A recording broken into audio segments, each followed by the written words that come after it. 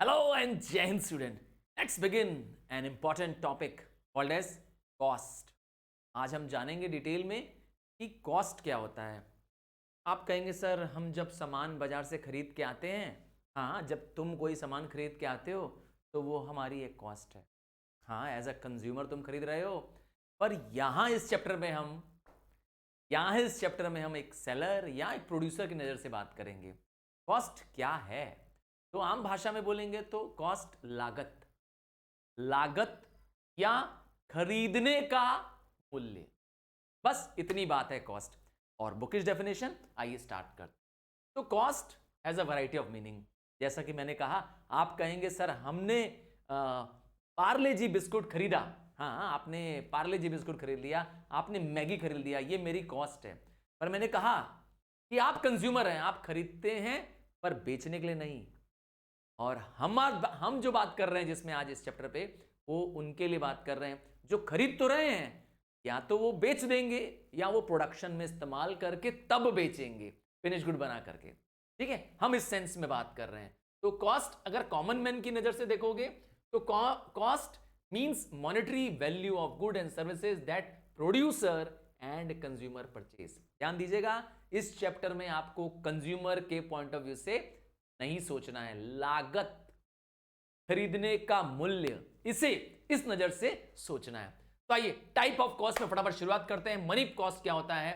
Money expenses अर्थात जो पैसा एक प्रोड्यूसर को 4 फैक्टर्स की जरूरत पड़ती है: लैंड, लेबर, कैपिटल और एंटरप्राइज। ये टॉपिक मैं बार बार पूछूंगा, ठीक है, इसीलिए बहुत ध्यान रखिएगा। 4 फैक्टर्स ऑफ प्रोडक्शन होते हैं, अर्थात प्रोडक्शन करने के 4 इनपुट्स होते हैं। लैंड चाहिए, बिना लैंड के क्या आप कोई प्रोडक्शन कर सकते हैं? कहेंगे सर नहीं कर सकते। लेबर के बिना अगेन नहीं कर सकते हैं। कैपिटल अर्थात पूंजी अर्थात असेट्स, मशीनरी, इक्विपमेंट्स के बिना। और last but not the list, enterprise के बिना, अर्थात जो इन सबको ऑर्गेनाइज कर रहा है, जो इन सबको साथ लेकर के चल रहा है, क्या उसके बिना बिजनेस कर सकते हैं? जवाब है प्रोडक्शन कर सकते हैं, जवाब है नहीं। तो मनी कॉस्ट मतलब हम इन फैक्टर्स को परचेज करते हैं या हायर करते हैं इनकी सर्विसेज के लिए। भाई लेबर को कोई प्रोड्यूसर क्यों रखेगा? लेबर को इसलिए रखेगा क्योंकि लेबर मशीन चला रहा है, कर रहा है कि नहीं। लैंड अगर उसने यूज किया और किसी दूसरे की लैंड इस्तेमाल कर रहा है तो टाइमली उसे रेंट देगा कि नहीं देगा। तो परचेजिंग और हायरिंग सर्विसेज, चारों फैक्टर्स को हमें चाहिए। याद रखिएगा, चारों फैक्टर्स को हम कुछ ना कुछ पेमेंट करते हैं। लैंड को रेंट देते हैं, लेबर को वेजेस, और अगर परमानेंट होगा तो सैलरी, और कैपिटल को इंटरेस्ट। हाँ अगर आपने पूंजी लगाई है तो उसमें ब्याज तो लगेगा। और लास्ट में एंटरप्राइज को क्या चाहिए? एंटरप्राइज को प्रॉफिट चाहिए। तो फैक्टर सर्विसेज का हम पैसा अगर मनी के रूप में दे दें, हाँ मैंने कुछ एग्जांपल लिख दिया। Money payment made by the firm to the owners, हर फैक्टर के ओनर को उसका क्या दे दे? मनी या मॉनेटरी पेमेंट कर दे। उस प्रोसेस को कहते हैं हम लोग एक्सप्लिसिट कॉस्ट। क्योंकि ये व्यक्ति ये सारी चीजें एक प्रोड्यूसर को देनी पड़ती है किसी बाहर, एक्स मतलब होता है एग्जिट, यहां बाहर, तो इसीलिए नाम हो गया एक्सप्लिसिट कॉस्ट। सर कोई अंदर भी कॉस्ट होती है क्या? समझा? अभी इस पे आने वाला है टॉपिक, हाँ अभी इसके बाद आएगा। तो जब हम किसी को क्या कर रहे हैं, उसकी सर्विसेज के लिए पैसे दे रहे हैं, चारों में से किसी को भी, चाहे लैंड को, चाहे लेबर को, चाहे कैपिटल को या एंटरप्राइज को, मनी के टर्म्स में दे रहे हैं, इसीलिए उसका नाम है मनी। मनी कॉस्ट को अकाउंटिंग कॉस्ट भी कह सकते हैं, और अगला नाम हो गया एक्सप्लिसिट कॉस्ट, क्योंकि मैंने कहा यहां पैसा बाहर जा रहा है, फर्म के आउटसाइड जा रहा है। एक कॉस्ट आती है इकोनॉमिक कॉस्ट, ये कैसी कॉस्ट होती है? तो मनी कॉस्ट तो एक नैरो कंसेप्ट था, अब इससे बड़ा कॉस्ट आ रहा है इकोनॉमिक कॉस्ट। ये एक वाइडर सेंस में अर्थात ब्रॉड कंसेप्ट है। इसमें इकोनॉमिक कॉस्ट में क्या क्या इंक्लूड होगा? इसमें मनी कॉस्ट होगा जो अभी हमने डिस्कस किया। इसमें एक ऐसा कॉस्ट भी है जो बाहरी लोगों को नहीं देना है। मैंने कहा था सारी कॉस्ट बाहरी लोगों को नहीं देनी होती। एग्जांपल दूं, आपका अपना बिल्डिंग है और आपने अपनी बिल्डिंग में ही क्या कर दिया? अपना जिम शुरू कर दिया है। हाँ तुमने अपनी बिल्डिंग में ही अपनी फैक्ट्री खोल दी है। अब बताओ, जब तुमको अपनी ही बिल्डिंग है, रेंट देना पड़ेगा? नहीं, बट उसका रेंट कुछ तो कुछ बनता, कुछ ना कुछ रेंट होता।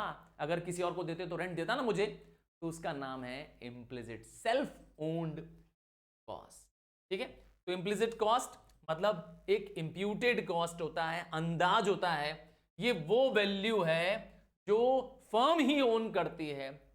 इस कॉस्ट की मालिक खुद फर्म है और वो अपने प्रोडक्शन में इसका इस्तेमाल कर ले रही है। समझ गए ना? तो इसलिए नाम है इसका इम्प्लिसिट, इंटरनल कॉस्ट है एक टाइप का।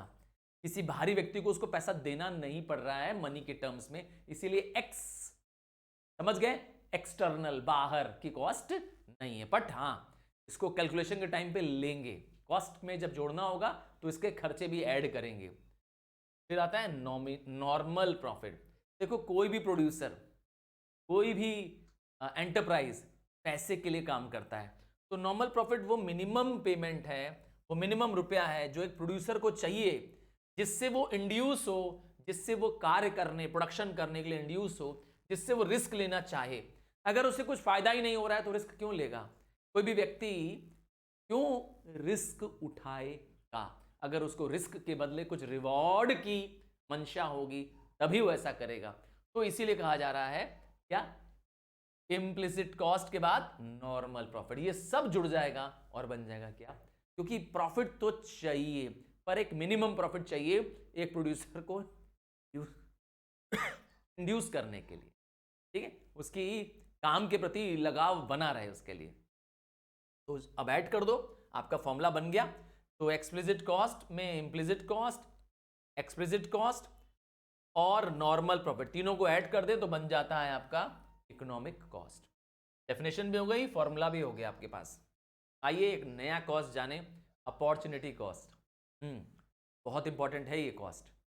क्यों इंपॉर्टेंट कह रहा हूं? क्योंकि हर वक्त ये कॉस्ट आपके मेरे साथ हो रही है। इस समय आप मेरा वीडियो देख रहे हैं, मोबाइल पे देख रहे होंगे, शायद टैबलेट पे देख रहे होंगे, तो इस समय जो आप टाइम स्पेंड कर रहे हैं, इसकी वजह से कुछ और नहीं कर पा रहे थे। तो जो नहीं कर पा रहे हैं, सेक्रीफाइस कर पा रहे हैं, उसी को नाम दिया गया है अपॉर्चुनिटी। नहीं, आओ इसको दूसरे तरीके से बताते हैं। The next best alternative that is sacrificed is the opportunity cost. मतलब किसी एक चीज की कॉस्ट किसी दूसरे के टर्म्स में मेजर करते हैं, उसे कहते हैं अपॉर्चुनिटी कॉस्ट। एक बड़ा अच्छा एग्जांपल है मेरे पास, फार्मर वाला, जरा इधर देखते हैं। तो एक फार्मर है, क्या करता है, उसके पास एक फील्ड है, अज्यूम करते हैं उसके पास जो फील्ड है वो 1 एकड़ की फील्ड है, ठीक, और उसके पास जो रॉ मटेरियल है, हाँ, फर्टिलाइजर है, पेस्टिसाइड है, वो इस 1 एकड़ के लिए सफिशिएंट है। अब उससे चाहे, उस फर्टिलाइजर से चाहे तो वो वीट उगा दे। अगर वो वीट उगाएगा तो उसकी कीमत आएगी 5000। वो चाहे तो इसी फील्ड में राइस उगा दे, और वो चाहे तो इसी फील्ड में पल्स भी उगा सकता है। चलिए तुमसे पूछता, अगर तुम फार्मर होते, हाँ तुम फार्मर होते तो तुम क्या उगाते? ऑब्वियस बात है, सबसे ऊंची कीमत वाला काम करते। तो राइस सबसे ऊंची कीमत है, 7000 रुपए वाला। तो राइस को क्या करेंगे, हम ग्रो करेंगे। तो एज अ फार्मर हम क्या करेंगे, राइस को ग्रो करेंगे। बट इसकी वजह से जो नेक्स्ट बेस्ट, नेक्स्ट इसके बाद वाला कौन सा सबसे अच्छा है, तो उसके बाद नेक्स्ट बेस्ट है पल्स। तो राइस को ग्रो करने की वजह से, अब राइस के ऊपर तो पल्स उगेगा नहीं, आप पल्स नहीं उगा पाओगे, तो पल्स को आपने क्या कर दिया, सेक्रीफाइस, त्यागना पड़ा। एक ही फील्ड है, उसी फील्ड में आपने 1 एकड़ में उसी रिसोर्सेज के साथ अब आपने राइस उगा। समझ गए? तो गिवन रिसोर्सेज का इस्तेमाल करते हुए, हाँ, आप चाहें तो आपको 1 2 3 या और ज्यादा अपॉर्चुनिटीज मिलती है, चॉइसेस मिलती है। आप जो कर रहे हैं इस समय वो आपका करंट है, बट वो करंट वैल्यू है जो आपको मिल रही है, और जो छोड़ दे रहे हैं, जो नहीं कर पा रहे हैं, वो आपका अपॉर्चुनिटी कॉस्ट है। ठीक है, आइए लाइफ में ऐसा बहुत होगा आपके लिए।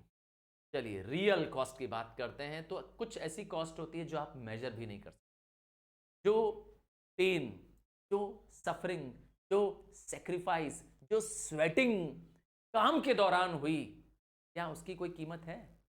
जवाब है नहीं है। तो ऐसी कॉस्ट जिसको आप मेजर नहीं कर सकते, हाँ, हर फैक्टर को मेहनत करनी पड़ती है। आपको क्या लगता है प्रोड्यूसर को मेहनत नहीं करनी पड़ती है? एंटरप्राइज को नहीं मेहनत करनी पड़ती है? बहुत मेहनत करनी पड़ती है। तभी तो वो रिस्क उठा पा रहा है। तो उन सब के लिए मैंने कहा एफर्ट और जो सेक्रीफाइस लग रही है, जिसको हम मेजर नहीं कर सकते हैं, वैसे रियल लाइफ में इसका कोई प्रैक्टिकल वैल्यू नहीं है, क्योंकि इसकी कोई कीमत नहीं हो सकती। आपके सेक्रीफाइस, आपके वेटिंग्स, आपके सफरिंग से नहीं हो सकती है। ये एक सब्जेक्टिव वैल्यू है और इसका रियल अमाउंट बता पाना असंभव है। बट ये टाइप ऑफ कॉस्ट है तो इसीलिए बता दिया टाइप ऑफ कॉस्ट में। फिर आता है प्राइवेट कॉस्ट। एक प्रोड्यूसर, हाँ, एक प्रोड्यूसर अपने लिए जो गुड्स एंड सर्विसेज बना रहा है, उसके उस इंडिविजुअल के लिए ये क्या है, प्राइवेट कॉस्ट है, ये प्रोडक्शन की कॉस्ट। याद रखिएगा इस चैप्टर में कॉस्ट प्रोड्यूसर या सेलर के पॉइंट ऑफ व्यू से मैंने कहा था सोचना है। तो इसीलिए वो जब गुड्स बनाएगा वो इंडिविजुअल प्रोड्यूसर या फर्म, तो जो उसको खर्चे लगेंगे प्राइवेट हो जाएगा। पर मैंने कहा एक कॉस्ट ऐसी भी है जो सबको भरनी पड़ती है। काम कोई दूसरा कर रहा है, दंड हम भोग रहे होते हैं। सर ऐसा भी कोई कॉस्ट होता है? हाँ, तुम्हारे गांव में, तुम्हारे घर के आसपास कोई बड़ा सा ईंटे का भट्टा लग गया, यू नो ईंटे का भट्टा, हाँ, जहां पर ईंट बनती है। अब क्या होगा, उस ईंट के भट्टे के चिमनी से खूब सारा धुआं निकलेगा, वहां बहुत सारे लेबर आते जाते रहेंगे, वहां कीचड़ होगा, वहां गंदगी होगी, तो भरना पड़ेगा। इसके टेंशन कौन लेगा? आप लेंगे। कि परेशानी आपके पास आ जाएगी, तो उसका धुआं, वो सब जो लेबर्स की टेंशन्स हैं, वो आपके इलाके, आपके एरिया में आ जाएगी। तो समाज उसका कॉस्ट बियर कर रहा है, प्रोड्यूस कोई और कर रहा है। समझ गया ना? अब बड़ी बड़ी कंपनियां हैं, उन्होंने कोई प्लांट लगा दिया, तो उस प्लांट से निकलने वाला एफ्लुएंट, गंदा पानी फॉर एग्जांपल, आसपास के पॉन्ड में, रिवर में चला जा रहा है, तो उसका कॉस्ट कौन बियर कर रहा है? पूरी सोसाइटी। समझ गए? तो cost that society has to bear. Example दे दिया, जैसे मैंने कहा पॉल्यूशन जो बियर करना पड़ रहा है हम सबको, आपको, मुझको। अब सोशल कॉस्ट में प्राइवेट कॉस्ट भी इंक्लूडेड होती है और एक्सटर्नल कॉस्ट भी इंक्लूड होती है। तो ये एक्सटर्नल कॉस्ट क्या है? अगेन मैंने कहा ये कॉस्ट फर्म नहीं भरती है, बल्कि फर्म के बाहर पूरी सोसाइटी बियर करती है। आप और मैं बना वो रहा है, दंड, हाँ, दंड हम भर रहे हैं, इलाज हम अपना करा रहे हैं, क्योंकि हमें क्या हो गया है, कोई बीमारियां हो गई है। फॉर एग्जाम्पल किसी को एस्थमा हो गया है, किसी को फूड पॉइजनिंग हो गई है। अरे क्यों हो गई भाई? क्योंकि इंडस्ट्रीज से निकला गंदा धुआं या इंडस्ट्रीज के गंदे पानी को पी करके बीमारियां। तो कॉस्ट हम बियर कर रहे हैं इसको। समझ गए? हेल्थ हैजर्ड्स हो रहे हैं हमें, तो ये है एक्सटर्नल कॉस्ट। नेक्स्ट आता है कॉस्ट को कैसे समझें, कॉस्ट के बिहेवियर को जानना चाहते हैं। तो कॉस्ट को दो टर्म्स में डिवाइड किया गया है। हाँ, पहला टर्म है शॉर्ट रन कॉस्ट फंक्शन और दूसरा है लॉन्ग रन कॉस्ट फंक्शन। तो इन दोनों वर्ड से पहले एक वर्ड आएगा प्रोडक्शन फंक्शन। सर ये प्रोडक्शन फंक्शन क्या होता है? मीनिंग समझ लीजिए, प्रोडक्शन फंक्शन का क्या होता है। प्रोडक्शन फंक्शन, प्रोडक्शन फंक्शन, मैं शॉर्ट फॉर्म लिख दे रहा हूं। क्या होता है जब भी वर्ड फंक्शन आए आपके लिए, एक की वर्ड है, याद कर लो, फंक्शनल रिलेशनशिप। क्या चीज? Functional relationship. तो प्रोडक्शन फंक्शन क्या है? फंक्शनल, मैं लिख रहा हूं, फंक्शनल रिलेशनशिप। किसके बीच में? Functional relationship between output that is production and input. याद रखेंगे? अब याद रखेंगे, आउटपुट और इनपुट का, आउटपुट प्रोडक्शन का दूसरा नाम है, तो आउटपुट और इनपुट के बीच में जो रिलेशन होता है उसी को कहते हैं प्रोडक्शन फंक्शन। अब ये शॉर्ट रन की जब बात करते हैं तो एक ऐसा टाइम पीरियड जब आपके कॉस्ट चेंज हो सकते हैं। हाँ, सही नाम सुना आपने, जब आपके कॉस्ट चेंज हो सकते हैं। तो कॉस्ट चेंज कब होंगे? मैं आपको फैक्टर के बारे में फिर से बताऊं। 4 मेजर फैक्टर्स हैं जो आपको प्रोडक्शन के लिए चाहिए। लैंड चाहिए, लेबर चाहिए, कैपिटल चाहिए, एंटरप्राइज चाहिए। तो कुछ फैक्टर्स जो प्रोडक्शन में मदद कर रहे हैं वो फिक्स्ड होते हैं। जो फैक्टर्स फिक्स्ड होते हैं मतलब आप इसको चेंज नहीं कर सकते। याद रखिएगा, मैं शॉर्ट पीरियड की बात कर रहा हूं। It may be around 1 year, ठीक है ना? एक ऐसा period which during which the factors can not be change, neither can be increase nor can be decrease, और उस पीरियड को हम लोग कह रहे हैं शॉर्ट पीरियड। जैसे कंपनी के कैपिटल एसेट्स, कंपनी के पास जो इक्विपमेंट्स है, मशीनरी है, तुम्हारी फर्नीचर की फैक्ट्री है, हाँ तुम्हारी, मैं कह रहा हूं तुम्हारे पास फर्नीचर की फैक्ट्री है, ठीक, तुम फर्नीचर की फैक्ट्री के मालिक हो। इस फर्नीचर की फैक्ट्री में हाँ, मान लेते हैं बड़ी बड़ी 50 मशीनें हैं जिससे फर्नीचर बनता है, कटता है, रिपेयर होता है। कितना बोला मैंने? 50 मशीनें हैं। अब ये जो मशीन है और जिस जगह मशीन सेटअप कराई गई है, फैक्ट्री में लैंड है, ये आपका क्या है? Fix factor. पर लेबर वेरिएबल फैक्टर। समझ गए? तो वेरिएबल फैक्टर वो है जिसकी सप्लाई को आप जल्दी से चेंज कर सकते। देखो, लेबर मोबाइल फैक्टर है, इजीली अवेलेबल फैक्टर है, ह्यूमन फैक्टर है। पर मशीनरी, लैंड नेचुरल है। मशीनरी आप कहेंगे मैन मेड है, but it takes time to purchase machinery and install it. बहुत सारे कैपिटल की जरूरत पड़ती है इसीलिए। तो दो फैक्टर्स आपने जाने प्रोडक्शन के लिए चाहिए होते हैं, दोनों ही चाहिए, याद रखिएगा।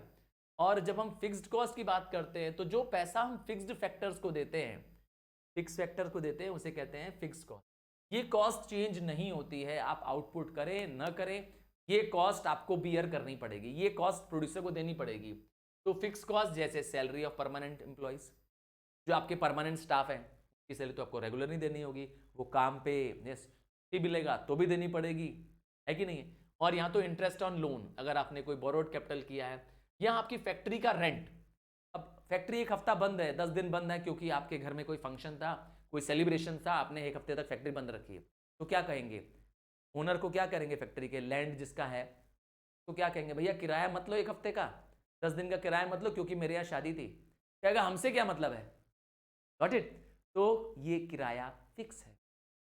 इसीलिए क्या कह रहा हूं, जो लैंड पे लगा, एग्जांपल दिया ना, लैंड पे लगा क्या? रेंट, तो वो आपको देना ही पड़ेगा।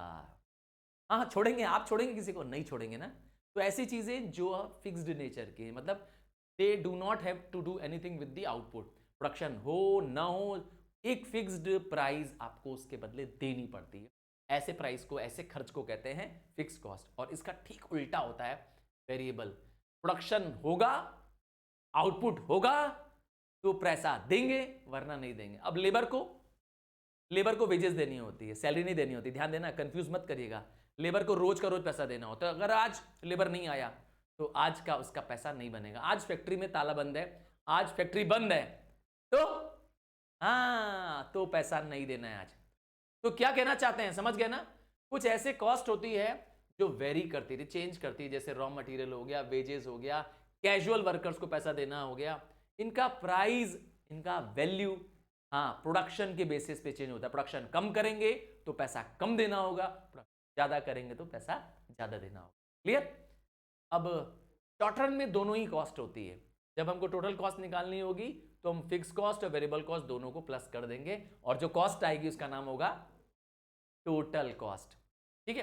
टोटल कॉस्ट मतलब टोटल ऑब्लिगेशंस, अर्थात टोटल पेमेंट्स जो आपको करनी पड़ेगी, जिसमें फिक्स्ड भी आएगा और वेरिएबल भी आएगा। आइए इस पॉइंट को करने से पहले एक आपको स्टेटमेंट दिखाऊं, एक शेड्यूल दिखाऊं, और इस शेड्यूल में आपको जो मैं कराऊंगा, बहुत सिंपल लैंग्वेज में शेड्यूल कराऊंगा, और साथ में इसका डायग्राम। शेड्यूल और डायग्राम एक साथ आप देख लेंगे, इससे आपको लर्न करना इजी हो जाएगा। स्क्रीन पे आप ध्यान दीजिएंगे तो आपको दोनों चीज मैं एक साथ कराते जाऊंगा। सबसे पहले आपको शेड्यूल दिखा दे रहा हूं, ठीक है? शेड्यूल पूरा कंप्लीट नहीं करूंगा, देखिएगा ध्यान से। आपको 6 कॉलम बनाने हैं। चलिए, मैंने बनाए अभी कुछ कॉलम्स, सारे नहीं बना रहा हूं। यहां पे लिख देता हूं क्वांटिटी, यहां पे लिख देता हूं टोटल कॉस्ट, यहां लिख देता हूं टोटल फिक्स्ड कॉस्ट, यहां लिखता हूं टोटल वेरिएबल कॉस्ट। यहां तक क्लियर है? अभी बताया फिक्स कॉस्ट क्या रहती है? फिक्स्ड रहती है। आपका आउटपुट, क्यू मतलब आउटपुट है, 1 2 3 4 5 6 7। ठीक, 7 तक बना दिया मैंने, ध्यान दिया आपने? आप और बड़ा भी कर सकते हैं, पर मेरी स्टाइल में करेंगे तो आपको गलती नहीं होगी। तो फिक्स कॉस्ट क्या रहती है? हमेशा फिक्स्ड रहती है। तो आपने एक कॉस्ट ले लिया, लेट्स अज्यूम 20 ले लिया आपने। अब फिक्स्ड कॉस्ट क्योंकि फिक्स्ड रहती है तो ये आप हर जगह सेम लिखेंगे। देखिए, मैंने सबसे पहले स्टार्ट किससे की? फिक्स्ड कॉस्ट से। फिक्स्ड कॉस्ट क्योंकि फिक्स फैक्टर के लिए पैसा देना होता है, जैसे मैंने कहा लैंड का रेंट देना है, कैपिटल पे लगा इंटरेस्ट देना है, यहाँ परमानेंट एम्प्लॉयज की सैलरी देनी है। प्रोडक्शन करो न करो, इनको पैसा देना पड़ेगा, इनका प्रोडक्शन से, आउटपुट से कोई लेना देना नहीं है। आइए इसका ग्राफ भी दिखाते हैं आपको, यहां बनाते हैं इसके लिए ग्राफ, जगह देख, चलिए ये रहा y एक्सिस और ये रहा आपका x एक्सिस, ठीक।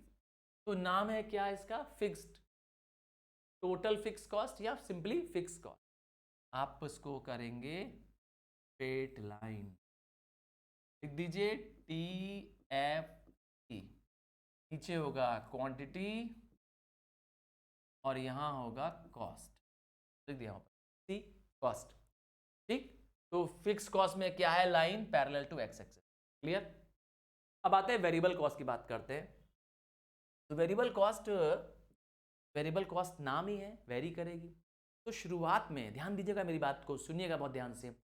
In the beginning the cost increases but at a decreasing rate. Variable cost है ना, तो जैसे जैसे आप आउटपुट बढ़ाएंगे आपकी कॉस्ट बढ़ेगी, आपकी कॉस्ट बढ़ेगी, बट कैसे बढ़ेगी, डिक्रीजिंग रेट। आपकी कॉस्ट जीरो भी हो सकती है क्योंकि वेरिएबल है, भाई प्रोडक्शन ही नहीं कर रहे हैं तो लेबर को वेजेस भी नहीं देंगे, ध्यान दीजिएगा मेरी बात को। तो वेरिएबल कॉस्ट कैसी होती है, वेरी करने वाली कॉस्ट, आउटपुट भी बेस्ड होती है, पहले इंक्रीज करती है विथ डिक्रीजिंग ऑर्डर। चलिए मैं एग्जांपल देके समझाता हूं कि जैसे पहले फैक्टर की कॉस्ट, पहले आउटपुट की कॉस्ट 10 है, तो बाद में आए आउटपुट की कॉस्ट सिर्फ 18 है, देखा 20 नहीं है, 20 नहीं 18 है, और उसके बाद के बाद आउटपुट की कॉस्ट है चलिए 24। तो इंक्रीज तो होता हुआ नजर आ रहा है, पर 10 का 20 नहीं हुआ, ध्यान दिया, 10 का 18 हुआ और 18 का 27 नहीं हुआ, 18 का 24 हुआ, तो इंक्रीज तो हुआ, पर इंक्रीज क्या है, डिक्रीजिंग रेट से इंक्रीज, ठीक है। अब कुछ हद तक तो ऐसा होगा, पर उसके बाद क्या होने लगेगा, इसके बियॉन्ड अब जाएंगे तो क्या होने लगेगा, इसका ऑप्टिमम रेशियो बिगड़ने लगेगा। अब क्या होगा, इंक्रीज एट इंक्रीजिंग रेट होगा। अब देखिए क्या होने लगेगा, ध्यान से देखिएगा, अब यहां से यहां का इंक्रीज देखिए, यहां से यहां का इंक्रीज ज्यादा होने लगा, और बढ़ा दीजिए, हाँ अब और बढ़ा दीजिए, देखिए ध्यान से मैं बढ़ाते जा रहा हूं, नंबर देखिएगा मेरा, इनका गैप जो है मैं अब इंक्रीजिंग ऑर्डर में लेते जा रहा हूं, ठीक है। और देखेंगे आपकी कॉस्ट बहुत तेजी से क्या हो रही है, अब राइज हो रही है, आपको नंबर से भी समझ में आ जा रहा होगा। और लास्ट में आ जाते हैं, ये रहा। अब आप देखिए आपके पास क्या आ चुका है, आपके पास वेरिएबल कॉस्ट आ चुकी है। अब आप ग्राफ में मुझे कहेंगे ड्रॉ करने की, तो मैं कहूँगा इन्वर्टेड एस, कौन सा शेप, इन्वर्टेड एस, कुछ इस तरीके से शेप होगा। मैं इसका कलर दूसरा ले लेता हूँ, हाँ शुरुआत में कुछ इस तरीके से ऐसे, और देखिए ध्यान से,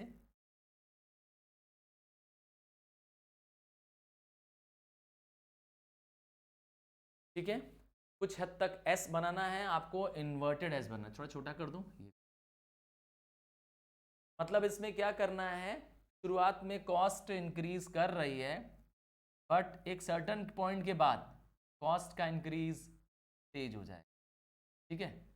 एस नहीं बनाना है, इन्वर्टेड एस बनाना है, एस तो अंदर की तरफ मुड़ा होता है ना, पर ये ऊपर की तरफ मुड़ा हुआ है, ठीक है, ये ऐसे ऊपर की तरफ जा रहा है, लाइक दिस, ऊपर की तरफ जा रहा है, क्या नाम है इसका, टोटल वेरिएबल कॉस्ट, क्लियर। यहां तक लगभग, यहां तक क्या होगा, ये क्या होगा, स्टार्टिंग में इंक्रीज एट डिक्रीजिंग रेट होगा, और उसके बियॉन्ड क्या होगा, इसके बियॉन्ड यहां से यहां तक देखिए तो इंक्रीज एट इंक्रीजिंग रेट ही हो रहा है।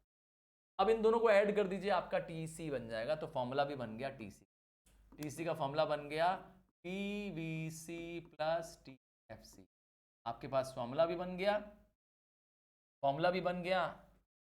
चलिए फॉर्मूले को मैं ठीक कर दूं, उसमें से टीएफसी बन गया फॉर्मूला, ऐड कर दूं, ये रहा 30, ये रहा 38, ये रहा 44 एंड 52 एंड सो ऑन, लिख दूं, चलो लिख देता हूं।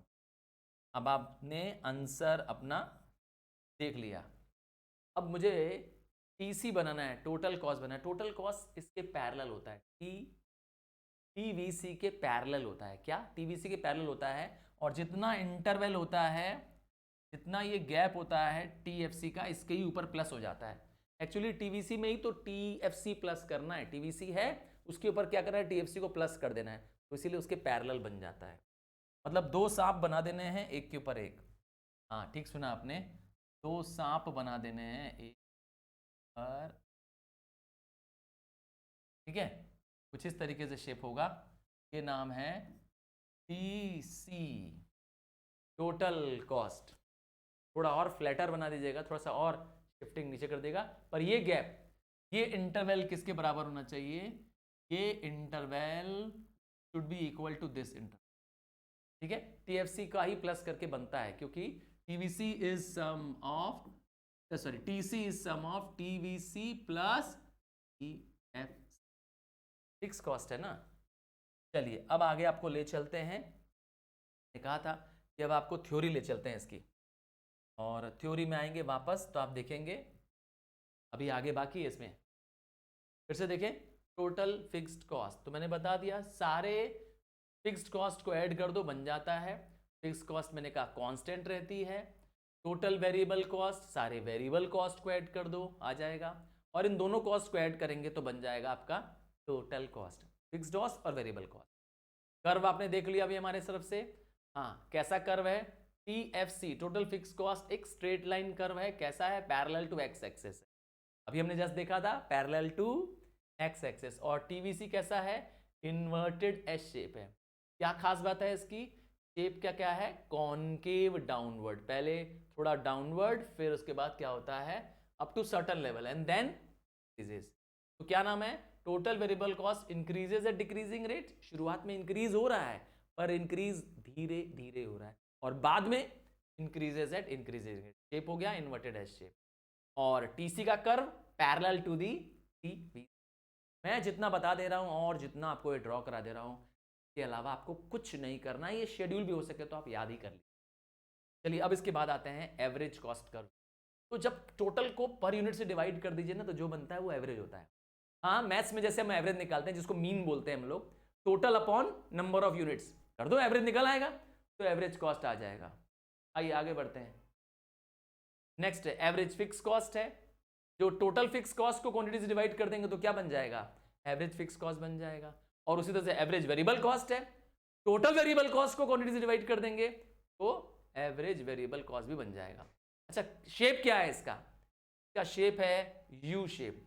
क्या शेप है इसका, यू शेप है। क्यों यू शेप क्यों है सर इसका, average variable cost AVC U shape क्या है, क्योंकि ये लॉ ऑफ वेरिएबल प्रपोर्शन को फॉलो करता है। ठीक सुना आपने, कौन सा लॉ है, लॉ ऑफ वेरिएबल प्रपोर्शन। क्या होता है इस लॉ में, इस लॉ में बताया गया कि जैसे जैसे आप क्या करते हैं, इनपुट्स यूज करते हैं, तो इनिशियली कॉस्ट डिक्लाइन करती है। क्यों, क्योंकि फिक्स्ड और वेरिएबल्स फैक्टर्स मिलकर जब काम करते हैं तो आउटपुट इंक्रीज होता है, प्रोडक्शन की कॉस्ट कम आती है। बट जब ऑप्टिमम कॉम्बिनेशन बन चुका होता है और इसके बियॉन्ड और फिक्स्ड फैक्ट और वेरिएबल फैक्टर को इंक्लूड करते हैं और वेरिएबल फैक्टर बढ़ाते हैं, तो कॉस्ट क्या करने लगती है, राइज होने लगती है। समझ गए, यही रीजन है इसका लॉ ऑफ वेरिएबल प्रपोर्शन का। आइए एवरेज कॉस्ट कर्व की बात करें। एवरेज कॉस्ट कर्व दोनों का सम है, एवरेज फिक्स कॉस्ट और एवरेज वेरिएबल कॉस्ट का। यहां एक और फॉर्मूला लगा सकते हैं, क्या फॉर्मूला लगा सकते हैं, average cost is equal to total cost upon quantity. दूसरा फॉर्मूला मैंने लिख दिया, average cost is equal to average fix cost plus average variable cost. दोनों को ऐड कर दीजिए आ जाएगा। एक और कॉस्ट बचा है, मार्जिनल कॉस्ट। जब मार्जिनल शब्द का इस्तेमाल हो समझ जाओ कि एडिशनल। तो cost to produce an additional output, एक एडिशनल आउटपुट के लिए आपको कितना कॉस्ट बियर करना पड़ेगा, उसका नाम है मार्जिनल कॉस्ट।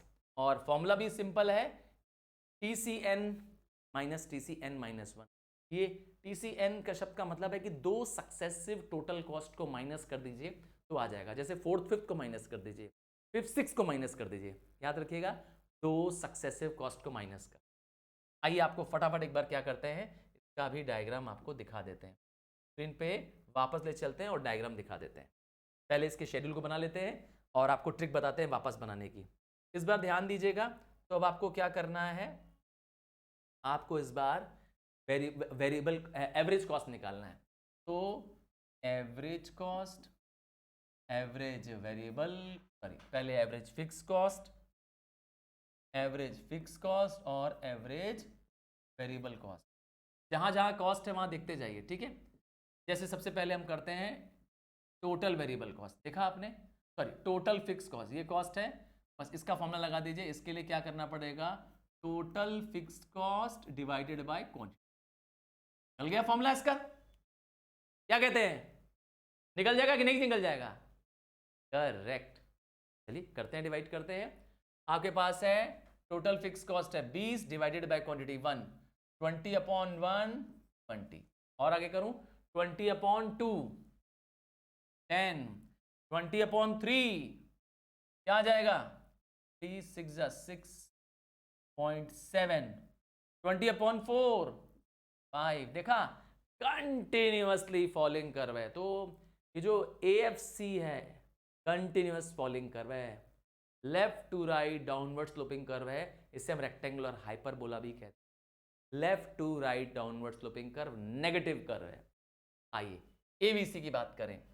ABC कैसे बनेगा, ABC बनेगा TVC अपॉन क्वांटिटी कर दें तो बन जाएगा ABC, ठीक है। टोटल वेरिएबल कॉस्ट मेरे पास है यहां पर, ये रहा 10/1 आ गया 10, 18/2 आ गया 9, और फिर उसके बाद 24/3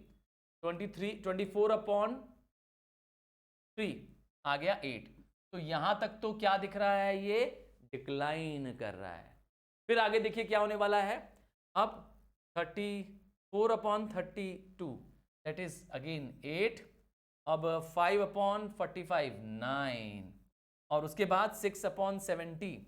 हाँ अगर 6/70 करते हैं तो लगभग 70 कर देंगे तो 6 10 11, हाँ 6 चल जा 72 12 11.7 आएगा या 11.9 आएगा, राउंड फिगर कर दें 12 कर दें क्या इसको, हाँ 12 कर देते हैं समझाने के लिए आपको, ये हो गया 12। तो अब क्या दिख रहा है आपको, देखिए पहले हाई था फिर लो गया, फिर लो के बाद फिर हाई हो गया, तो शेप क्या बन गया, यू शेप। देखा, तो एवरेज वेरिएबल कॉस्ट कैसा है, यू शेप कर्व। और AFC का नंबर से क्या पता चल रहा है, सिर्फ और सिर्फ डिक्लाइन ही दिख रहा है, आखिरी तक देखेंगे डिक्लाइन ही आता जाएगा। और इन दोनों को ऐड कर दीजिए, 20 + 10 क्या आ जाएगा 30, 30 + 20 10 + 9 19, और ऐड करते जाइए। यहाँ इसका भी फॉर्मूला लगा दीजिए TC अपॉन क्वांटिटी। आपकी मर्जी है, आप दोनों में से कर सकते हैं, या तो इन दोनों को ऐड कर दीजिए AC बन जाएगा, या तो TC अपॉन क्वांटिटी कर दो, इट्स अप टू यू, तुम्हारे ऊपर है। आइए जल्दी से देखते हैं, मेरे पास स्पेस है, और कहाँ स्पेस है, इसके लिए मैं यहाँ स्पेस बना दे रहा हूँ। हाँ मुझे वेरिएबल कॉस्ट आपको दिखाने थे, सारा वेरिएबल कॉस्ट एक साथ दिखा रहा हूँ, हाँ एवरेज कॉस्ट सॉरी। तो ये रहा Y एक्सिस और X एक्सिस, Y एक्सिस में कॉस्ट और X एक्सिस में क्वांटिटी। हाँ सबसे पहले बात करते हैं एवरेज वेरिएबल कॉस्ट की। तो average variable cost sorry average fix cost AFC कैसा कर्व है, डाउनवर्ड कर्व है। याद रखिएगा it is never zero, it keeps on falling but it is never zero और नेगेटिव। कौन सा, एवरेज वेरिएबल कॉस्ट, ठीक है। फॉर्मूला बता दिया था, total variable cost total fixed cost divided by quantity, fixed variable नहीं फिक्स्ड। और दूसरा आ गया थे, अब आते हैं और देख रहे हैं एवरेज वेरिएबल कॉस्ट। तो एवरेज वेरिएबल कॉस्ट को जब आप देखेंगे तो आपको कुछ इस तरीके से यू शेप दिखेगा, क्या दिखेगा, यू शेप कर्व दिखेगा। एवरेज वेरिएबल कॉस्ट है यू शेप, क्या रीजन देंगे, why it is U shape, तो रीजन देंगे because of law of variable, क्या, लॉ ऑफ वेरिएबल प्रोपोर्शन, लिख दूं क्या, law of variable proportion LOVP, याद कर लोगे, लॉ ऑफ वेरिएबल प्रोपोर्शन। अब तीसरा कर्व है आपका, तीसरा कर्व है AC कर्व की खास बात है, थोड़ा ध्यान से देखिएगा, AC इन दोनों के सम से बना है, मतलब इसको और इसको ऐड करके बनाया है। तो AC कर्व थोड़ा ऊपर से शुरू होता है, ठीक है, पर इसका गैप जो होता है धीरे धीरे धीरे धीरे कम होने लगता है AVC क्या होने लगता है, कम होने लगता है, और जितना यहाँ गैप होता है उतना यहाँ गैप होता है। ध्यान से सुन लीजिए मेरी बात को। अगर आपको फिर से एक कर दूं, हटा दिया मैंने, चलिए फिर से देखिए क्या कह रहा हूं। जो गैप यहां पर है, जितना गैप यहां पर है उतना गैप आप यहां पर रखें। ये गैप एबीसी का और ये गैप मेंटेन रखेंगे, ठीक है, क्योंकि दोनों को ऐड करके बनता है।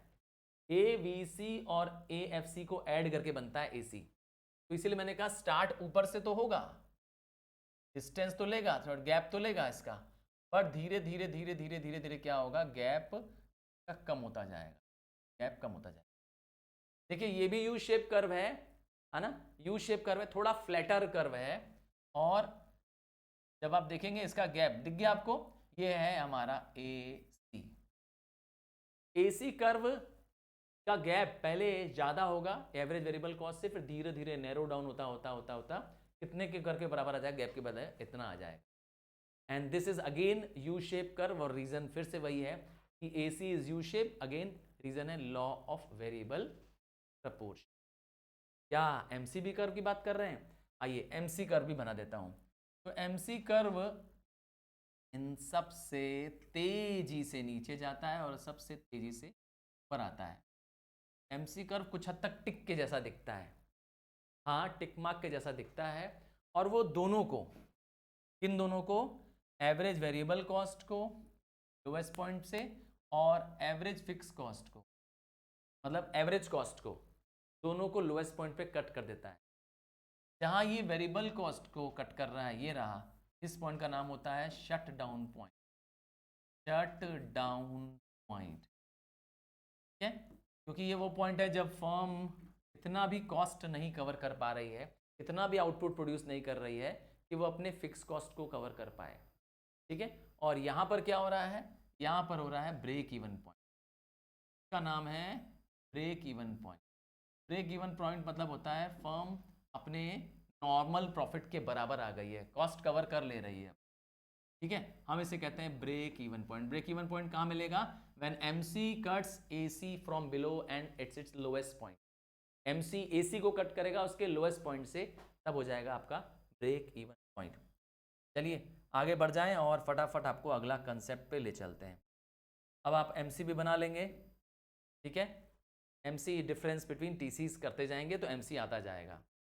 ये रहा रिलेशन, तो रिलेशन क्या है, MC cost is lesser than AC, है ना, एमसी एसी से नीचे शुरू होता है और एसी फॉल करता है विथ इंक्रीज इन आउटपुट, और एमसी और तेजी से, दोनों ही फॉलिंग है पर एसी ज़्यादा फॉलिंग है, एसी का कर्व नीचे से ज़्यादा स्टार्ट हो रहा है।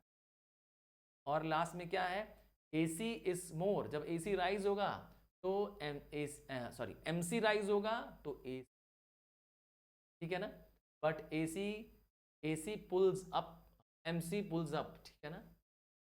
और लास्ट में क्या है, MC is equal to the AC, MC एक पॉइंट पे जब एसी कांस्टेंट हो जाता है, उस पॉइंट पे अर्थात लोएस्ट पॉइंट पे क्या करता है, उसको कट करता हुआ निकल जाता है। देखिए क्या कीवर्ड है, हाईलाइट कर दिया मैंने, AC is U shape corresponding to the marginal curve which is also U shape. तो MC cuts AC at its lowest point, ध्यान दीजिएगा इस पॉइंट। अभी तक हमने पढ़ा शॉर्ट रन कॉस्ट कर्व, अब हम लॉन्ग रन की बात कर रहे हैं। लॉन्ग रन मतलब एक ऐसा पीरियड ऑफ टाइम जिसमें सारे फैक्टर्स आप चेंज कर, आपको इतना समय दिया जा रहा है कि आप अपने कोई भी फैक्टर को, चाहे वो लैंड हो चाहे कैपिटल हो, किसको भी आप बदल सकते हैं। That means output can be change to any desired X, है ना, इसको कहते हैं हम लोग क्या, वेरिएबल। और इस समय क्या होगा, फिक्स नाम का कोई कॉस्ट नहीं हो, तो firm can produce the given output at minimum cost. और इस समय फर्म के पास क्या है, पूरी क्षमता है अपने प्लांट साइज को चेंज करने की, अपने कैपेसिटी को चेंज करने की। हाँ, नई लैंड परचेज कर सकते हैं, नए परमानेंट स्टाफ लगा सकते हैं, घटा सकते हैं, बहुत। और हाँ, लॉन्ग टर्म जब कॉस्ट की बात करेंगे तो अगेन फॉर्मूला क्या हो जाएगा, long run average cost is per unit factor cost of production in long run. Formula वही है, बस इसमें क्या हो जाएगा, लॉन्ग रन का कॉस्ट कर्व से डिवाइड कर देंगे। उसी तरह से long run marginal cost curve LMC होगा। अच्छा, इसका शेप कैसा होता है? इसका शेप भी यू होता है। अब ये मत बोल दीजिएगा कि इसका U shape, yes long run की बात कर रहे हैं, शॉर्ट रन की बात नहीं कर रहे हैं। इसमें फिक्स्ड कॉस्ट नहीं होगा, because all factors are variable, that means output can be change any extent. हाँ, हर प्रोड्यूसर एक ही चीज चाहता है, वो है प्रॉफिट मैक्सिमाइजेशन, इसलिए अपनी प्लांट साइज ऑप्टिमम रखना चाहता है। तो इसका यू शेप का कारण कुछ और है, और कारण है इकोनॉमीज और डिसइकोनॉमी। तो यू शेप कर्व क्यों है? क्योंकि हर प्रोड्यूसर क्या करता है, इकोनॉमीज जनरेट करना चाहता है। इकोनॉमीज मतलब बेनिफिट्स होता है, एडवांटेजेस होता है। जब आप काम बड़े लेवल पे करते हैं तो आपकी कॉस्ट पर यूनिट कम आ जाती है, आपका लेबर कॉस्ट, मैनेजरियल कॉस्ट कम आ जाता है। आओ एग्जाम्पल से बताते हैं क्या क्या इकोनॉमीज। सबसे पहले इकोनॉमीज की बात करते हैं, इंटरनल इकोनॉमीज। ये वो बेनिफिट्स हैं, ये वो एडवांटेजेस हैं जो फर्म के ऊपर डिपेंड करते हैं, ये फर्म के स्केल ऑफ आउटपुट डिपेंड करते हैं। आपने आउटपुट का स्केल इंक्रीज किया तो आपकी फर्म को फायदा मिलेगा कि पड़ोसी को फायदा मिलेगा?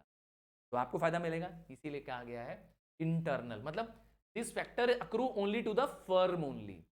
ठीक है, जैसे आपने टेक्नोलॉजी नई यूज करनी शुरू कर दी, आपने latest and most modern technology use की, फायदा आपको मिलेगा। आपके फर्म में सारे वर्कर जो है वो स्पेशलिस्ट हैं, किसी पर्टिकुलर स्किल से आए हैं और वही काम आप उसको दे रहे हैं। या आपके फैक्ट्री में, आपके प्रोडक्शन सेंटर में बाय प्रोडक्ट्स भी वेस्ट नहीं हो रहे हैं, उनका भी आप यूज कर ले रहे हैं। तो ये सबका फायदा किसको मिलने वाला है? आपको। तो इसीलिए मैंने कहा ये फर्म स्पेसिफिक होते हैं। या इकोनॉमी में, इकोनॉमी ऑफ बिगर डायमेंशन का मतलब है हर बड़ी फर्म जो प्लांट साइज बड़ा है वो यूजुअली क्या करती है, कॉस्ट ऑफ प्रोडक्शन कम कर पाती है। नेक्स्ट है, इसी के अंदर है मैनेजरियल इकोनॉमीज। देखिए मैनेजमेंट को भी क्या करना है, आउटपुट बल्क में जनरेट करना। एक लार्ज साइज फर्म क्या कर पाती है, ज़्यादा अच्छे से डिवीजन ऑफ लेबर कर पाती है, काम बांट पाती है, डिसेंट्रलाइजेशन कर पाती है, और रिस्पॉन्सिबिलिटीज को उनको देती है जो जिस काम में बेस्ट है। हाँ, यहाँ पे इमेजिन करिए, टाटा कंपनी को जरा सोच के देख लीजिए। टाटा तो बहुत सारे काम कर रही है, टाटा कार भी बना रही है, टाटा केमिकल मतलब नमक भी बना रही है, टाटा टी भी बना रही है, और टाटा ट्रक्स भी बना रही है। तो ये सब मैनेजरियल इकोनॉमी का कमाल। नेक्स्ट है मार्केटिंग इकोनॉमीज। जब हम बड़े स्केल पे काम करते हैं तो हमारे पास लार्ज स्केल में प्रोडक्ट बनाना है, तो रॉ मटेरियल भी बल्क में खरीदना है और बेचना भी बल्क में, तो बार्गेनिंग पावर बढ़ जाएगा आपका। क्यों? जब बल्क में सामान खरीद के आओगे तो सामने वाले से बार्गेनिंग नहीं कर पाओगे, मोल भाव नहीं करोगे, भैया सस्ता दे रहे हो कि जाए दूसरी दुकान पे, हमको तो इतना खरीदना है, तो इसका फायदा मिलेगा। फाइनेंसिंग इकोनॉमीज में आपको फाइनेंस मिलना, मार्केट में क्रेडिट मिलना आसान होता है बड़ी फर्म के लिए। एक छोटे फर्म को, एक मीडियम एंड स्मॉल एंटरप्राइज को जल्दी लोन नहीं मिलता है। एक बड़ी फर्म को, हाँ अदानी को लोन कैसे मिल गया इतना आसानी से, पहले से बड़ी फर्म, ये है रीजन। और बड़ी फर्म को फायदा क्या होता है, वो अपना खुद का ट्रांसपोर्ट व्हीकल यूज कर सकती है, उसके बाद खुद के गोडाउन्स होते हैं, वेयर हाउसेज होते हैं, तो इनके लिए पास इसका भी बेनिफिट मिलता है। और किसका बेनिफिट मिलता है? बड़ी फर्म रिसर्च डेवलपमेंट करा सकती है, उसके बाद खुद के R&D फर्म एक्सपर्ट्स होते हैं, वो नए और लेटेस्ट प्रोडक्ट डेवलप कर पाती है। हाँ, इसीलिए सैमसंग, सोनी नए नए प्रोडक्ट्स निकालती, क्या नए नए मोबाइल निकालती, कभी ध्यान नहीं दिया? MI, इसीलिए रिसर्च पे बहुत काम करते हैं उन लोग। और रिस्क एंड सर्वाइवल, बड़ी फर्म पे रिस्क भी ज़्यादा है, तो उनके सर्वाइव होने की, यस उनको कॉम्पीट करने के लिए छोटी मोटी फर्म्स का पावर भी नहीं। अब अच्छाइयाँ बहुत बता दी मैंने, इंटरनल अच्छाइयाँ बताई थी, एडवांटेज बताए थे, बुराई भी है। सबसे बड़ा डिसएडवांटेज या बुराई क्या है कि जैसे जैसे आपकी स्केल बढ़ेगी, एक सर्टन मिनिमम लेवल आप अटेन करते हैं जब आपकी कॉस्ट मिनिमम हो जाती है। हर प्रोड्यूसर को एक लेवल ऑफ आउटपुट पता है जिस लेवल पर उसकी कॉस्ट मिनिमम हो चुकी है, बट उसके बाद क्या करता है प्रोड्यूसर, अपना काम रोकता नहीं है, बल्कि और प्रोडक्शन बढ़ाने की कोशिश करता है। जब वो और आउटपुट बढ़ाने की कोशिश करता है तो वहां से कॉस्ट भाग जाती है। तो उस समय, जिस समय वो optimum cost of point of production पहुंच चुका होता है, उससे पहले तो इकोनॉमीज मिल रही होती है, पर उसके बाद डिस इकोनॉमीज, वही जो फायदा दे रहा था अब वही आपको परेशान करेगा। जो मैनेजरियल इकोनॉमी आपको मिल रही थी, जो टेक्निकल इकोनॉमी मिल रही थी, वो सब जो पहले आपको फायदा दे रहे थे अब आपको परेशान करेंगे। डिस इकोनॉमीज बन जाएंगे, आपकी फर्म परेशान होने लगी क्योंकि आपके कंट्रोल के बियॉन्ड हो जाएगी। जैसे मैंने कहा, मैनेजमेंट में प्रॉब्लम्स आने लगेगी, कोऑर्डिनेशन में प्रॉब्लम्स आने लगेगी, लेबर से एक साथ हड़ताल होने लगेगी, हाँ झगड़े होने लगेंगे। और कई बार ऐसा होता है कि लेबर इनएफिशिएंट हो जाते हैं। क्यों? क्योंकि लेबर और ओनर के बीच में क्या होता है, कॉन्ट्रैक्ट छूट जाता है क्योंकि लेबर बहुत ज़्यादा मात्रा में है ना। रतन टाटा के आपने सारे लेबर्स का नाम जानते हैं? किस फैक्ट्री में कौन लेबर यहाँ मैनेजर काम कर रहा है? नहीं जानते होंगे। पर्सनल कॉन्टैक्ट छूट जाता है। और प्रॉब्लम आती है टेक्निकली भी क्या होता है, आपके पास जो इक्विपमेंट थे वो ऑप्टिमम के बियॉन्ड होने के बाद वो भी क्या होते हैं, यस, वेस्ट होने लगे। अब आ रहा था एक्सटर्नल इकोनॉमी अर्थात एक्सटर्नल बेनिफिट्स। ये वो बेनिफिट्स है जो सारी फर्म को मिलने वाले हैं जो एक पर्टिकुलर इंडस्ट्री को बिलोंग करते हैं। लेट्स से एग्जांपल देता हूं, मोदी गवर्नमेंट ने अनाउंस कर दिया बजट में 20% rebate to firms producing coffee. तो अगर आप फर्नीचर का काम करते हैं आपको थोड़ा फायदा मिलेगा, पर वो सारी कॉफी इंडस्ट्री है उसको रिबेट मिल रहा है, सबका बल्ले बल्ले हो जाए। क्या कहते हैं, सबको फायदा मिलेगा। तो इकोनॉमीज कैसे है, ये फर्म की वजह से नहीं है बल्कि बाहर, मैंने एग्जांपल दिया गवर्नमेंट की पॉलिसी के एग्जांपल, तो इसका फायदा सबको मिलेगा। अब सोचिए कोई एक फर्म, बहुत सारी फर्म्स एक इंडस्ट्री को बिलोंग करती हैं और वो इंडस्ट्री तेजी से ग्रो कर रही है, तो उसका एडवांटेज उस अकेली फर्म को नहीं मिलेगा, उस पूरी इंडस्ट्री को मिलने लगेगा। ठीक है, तो ये बेनिफिट्स आपके अकेले पे डिपेंड नहीं करते। सोचिए एक इलाका है जहां पर बहुत सारी कॉटन टेक्सटाइल मिल है, हाँ, हर थोड़ी थोड़ी दूरी पे कॉटन मिल्स हैं, कॉटन फार्म्स हैं, तो क्या फायदा मिलेगा, किसको फायदा मिलेगा, उस सारी कॉटन टेक्सटाइल मिल को फायदा मिलेगा क्योंकि आपको चीपर इनपुट्स मिल जाए। टेक्निकल इंपॉर्टेंट, जैसे मैंने कहा कॉटन टेक्सटाइल मिल्स हैं और वहाँ कॉटन टेक्सटाइल मिल्स के चारों तरफ क्या है, वो प्रोड्यूसर्स जो इस पर रिसर्च एंड डेवलपमेंट करते हैं, ऐसी मशीन्स ऐसे इक्विपमेंट्स बनाते हैं, वो उपलब्ध हैं, नई और बेटर टेक्निक दे रहे हैं उनको। पर आपको अकेले क्यों देंगे, उस सारे फर्म जो एक जैसा काम कर रहे हैं, या वहाँ उस इलाके में स्किल्ड लेबर उपलब्ध हैं, वहाँ पे बहुत सारे ऐसे इंस्टीट्यूट्स हैं, ऐसे ऑर्गेनाइजेशंस हैं जो लोगों को ट्रेन कर रहा है, तो उसका बेनिफिट आपको नहीं सबको मिलेगा। उसी तरह से आसपास एंसिलरी इंडस्ट्रीज आ जाए जो आपको छोटे मोटे प्रोडक्ट्स दे देती है। और इंफॉर्मेशन एक बहुत बड़ा सोर्स, मार्केट में रहना है तो आपको मार्केट के बारे में पता होना चाहिए कि मार्केट में क्या नया मटेरियल आया, क्या नई टेक्नोलॉजी आई, इन सब का भी जानकारी आपको बड़े स्केल पे ही मिल पाती है। और लास्ट है इकोनॉमीज ऑफ कॉन्सेंट्रेशन, एक पर्टिकुलर स्टेट में होकर के, एक पर्टिकुलर प्लेस में होकर के जब बहुत सारी फर्म्स काम कर रही होती हैं, उन सबको बैंकिंग का, इलेक्ट्रिसिटी का, ट्रांसपोर्ट का, इन सब का एडवांटेज मिल पाता है। चलिए एक्सटर्नल इकोनॉमीज तो बता दिया, डिस इकोनॉमीज कौन बताएगा, वो भी मैं ही बताऊं। अर्थात डिसएडवांटेज क्यों होने वाला है, क्योंकि आपकी फर्म या आपकी इंडस्ट्री जब इंटरनली आप नहीं मैनेज कर पा रहे तो वो प्रॉब्लम आपकी इंडस्ट्री आपका था, इंडिविजुअल था, इंटरनल था, पर यहाँ पे पूरी इंडस्ट्री क्या हो जा रही है, काम के बियॉन्ड। जब स्केल ऑफ प्रोडक्शन कुछ क्या हो रहा है, बियॉन्ड मैनेजेबल लिमिट जा रहा है, पर ये एक इंडस्ट्री पे, एक फर्म पे नहीं है, सारी फर्म्स इन एन इंडस्ट्री। एक एरिया में मैंने कहा सैकड़ों, हाँ, हजारों की मात्रा में कॉटन टेक्सटाइल मिलती, और जब तक इकोनॉमीज चल रहा था ठीक था, पर वहाँ सारे वर्कर्स मिल गए, सारी फैक्ट्रियों के वर्कर मिल गए, आपके नहीं, उन सारी फैक्ट्रियों के वर्कर मिल गए और एक साथ मिल करके क्या किया, मोर्चा निकाल दिया। बताइए सब बर्बाद हो जाएंगे। चलिए, this brings to the end of the cost part, revenue की बात। रेवेन्यू मतलब होता है रिसिप्ट करना, रिसीव करना, जो आप गुड्स एंड सर्विसेज बेच रहे हैं, ऐसा मिलेगा कि नहीं मिलेगा, तो बिक्री पे मिलने वाले पैसे को रेवेन्यू कहते हैं। याद रखिएगा ये प्रॉफिट नहीं है, प्रॉफिट तो रेवेन्यू में से जब कॉस्ट माइनस करेंगे तो आएगा। ठीक है, तो रेवेन्यू में रिसिप्ट होना। अब रेवेन्यू में टोटल रेवेन्यू है, तो जो भी टोटल यूनिट्स आप बेच रहे हैं, टोटल यूनिट्स को multiply by the per unit price से मल्टीप्लाई कर दीजिए, आपका फॉर्मूला बन जाएगा और टोटल रेवेन्यू भी आ। और एवरेज रेवेन्यू की बात करोगे तो per unit revenue, that means total revenue divided by the quantity, तो आ जाएगा टोटल रेवेन्यू अपॉन क्वांटिटी। और लास्ट में मार्जिनल रेवेन्यू मतलब additional revenue derive from the sale of additional unit. 10 बेच रहे थे, रेवेन्यू आ रहा था, 12 बेचने लगे, 11 बेचे तो रेवेन्यू आने लगा। आइए, टीआर एमआर एआर का रिलेशनशिप समझना है, कौन से मार्केट में, परफेक्ट कंपटीशन मार्केट में। इसके लिए मुझे आपको एक शेड्यूल दिखाना पड़ेगा, आप जल्दी से इसको समझ जाएंगे। तैयार है शेड्यूल के लिए? आइए अगले पेज में आपको शेड्यूल दिखा देते हैं। सबसे पहले समझ जाइए, परफेक्ट कंपटीशन मार्केट एक हाइपोथेटिकल मार्केट है, रियल में ऐसा मार्केट होगा नहीं। ठीक है, रियल में ऐसा मार्केट नहीं होगा, क्योंकि इसमें लार्ज नंबर ऑफ फर्म्स होंगी जहां फ्री एंट्री एंड एग्जिट होगा। ठीक है, ये रहा क्वांटिटी, ये रहा टोटल रेवेन्यू, ये रहा एवरेज रेवेन्यू और ये रहा मार्जिनल रेवेन्यू। ऐसे परफेक्ट कंपटीशन मार्केट में, परफेक्ट कंपटीशन मार्केट में, जिस मार्केट में मैंने कहा large number of buyers and sellers है, फ्री एंट्री एग्जिट है, और सबसे इंपॉर्टेंट चीज़ है यहाँ पे जो प्रोडक्ट है वो होमोजीनियस नेचर, और firms are price taker in industries price maker. एक इंडिविजुअल फर्म ऐसे कंपटीशन मार्केट में प्राइस डिसाइड नहीं कर पाती है। तो अब जरा देखिए, तो यहाँ पे जो प्राइस है वो फिक्स है।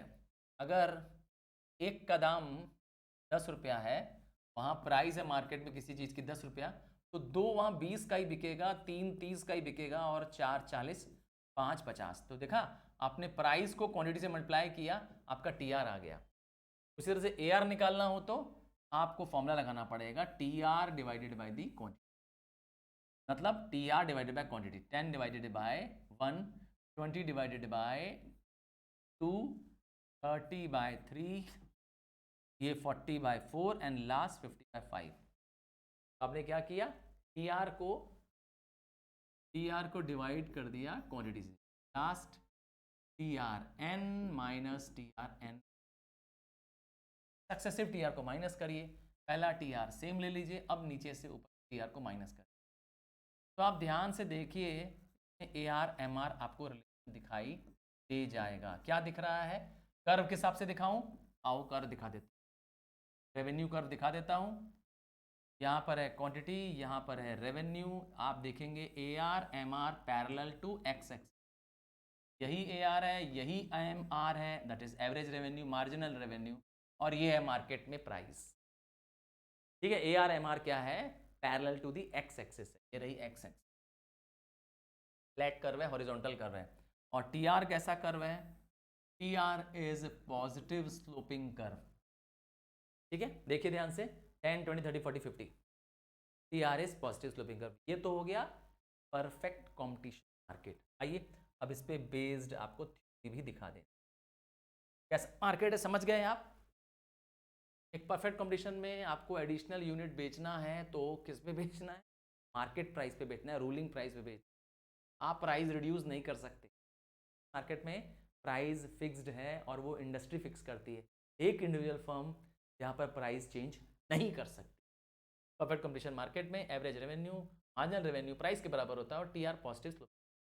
यही रिलेशन को मैंने इसमें लाने की कोशिश। यहाँ पर ए आर कर्व जो है वो प्राइस लाइन की तरह होता है, डिमांड कर्व की तरह, और टी आर कर्व मैंने बता दिया क्या होता है, left to right upward sloping curve, positive sloping curve. T R zero हो सकता है। अगला जो मार्केट है हमारे पास है वो है इम्परफेक्ट मार्केट। चलिए इम्परफेक्ट मार्केट की बात करते हैं, जिसके अंदर मोनोपोली आता है, ओलिगोपोली आता है, मतलब जो परफेक्ट नहीं है बस। तो इस मार्केट में क्या होगा, आइए देखते हैं। इस मार्केट में आपको अगर अधिक बेचना है तो आपको प्राइस गिराना पड़ेगा, सिंपल सा रूल है। In order to sell more you have to reduce the price. चलिए करते हैं, यहाँ लिखते हैं क्वांटिटी, यहाँ लिखते हैं टोटल रेवेन्यू, यहाँ लिखते हैं एवरेज रेवेन्यू और लास्ट में लिखते हैं मार्जिन रेवेन्यू। कौन सा मार्केट है, इम्परफेक्ट, मतलब एक ऐसा मार्केट जिसमें हम और आप आजकल जी रहे हैं, जिस मार्केट कंडीशन में तुम और मैं हैं उसका नाम है इम्परफेक्ट मार्केट। हाँ ये मार्केट चल रहा है। अब देखिए मार्केट को ध्यान से देखिए तो समझ में आ जाएगा।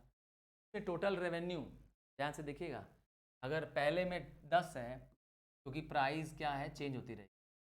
प्राइस 10 है तो 10 नहीं रहेगी, अब ज़्यादा बेचने के लिए इनको क्या करना पड़ेगा, प्राइस गिराना पड़ेगा। तो 2 में तो 20 होना चाहिए था ना, पर मैंने 2 को कितने में बेच दिया, 3 में क्या कर दिया मैंने 24 कर दिया। 4 बेचने के लिए क्या करना पड़ा, और कम कर देता 22, 5 में 30। तो क्या हो रहा है देख रहे हैं आप, 10 का 20 नहीं हो रहा है, 20 का 30 नहीं हो रहा है, बल्कि प्राइस कीप ऑन फॉलिंग हो रहा है। यही है तरीका इस मार्केट में रहने का। इस मार्केट में अगर आपको सर्वाइव करना है तो आपको कंपटीशन पड़ेगा, कट थ्रोट कंपटीशन होता है इस मार्केट में, लार्ज नंबर ऑफ फर्म्स होती हैं इस मार्केट में।